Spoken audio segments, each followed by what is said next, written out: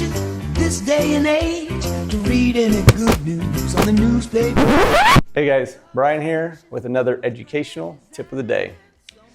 Today we're going to start another series with elements of learning. The first one that we're going to talk about is your environmental settings. It has what kind of background noise is going on. What kind of lighting do you have? Is it the correct mood lighting like we have here to keep things fresh? That's true. Is the amount of people in the room going to be a distraction? Is it too hot in here for you to learn and think properly? So every one of those items is something to take in consideration with your kids' learning environment. So if your house is hot or your kids are freezing, they're going to be more focused on staying warm or staying cool than they are to actually learning.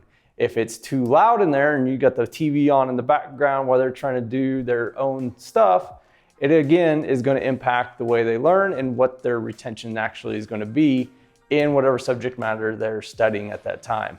So that's one of the ways to help to facilitate your kids' environment, and hopefully that will help to calm your kid down and get them to focus on their subject matter at hand.